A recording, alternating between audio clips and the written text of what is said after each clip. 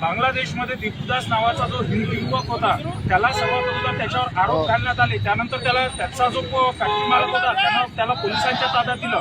त्या युवकाची काही चुकी नसताना बांगलादेश पोलिसांनी त्याला अनियंत्रित भीडच्या हातात देऊन त्याला मारण्यात आलं। त्या भीडनं त्याला मारलं आणि त्याच्यानंतर त्याला जिवंत जाळण्यात आलं।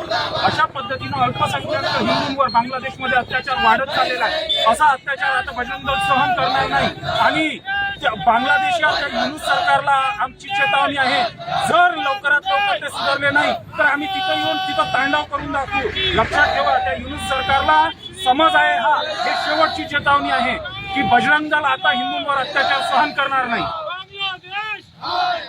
बांग्लादेश युनूस सरकार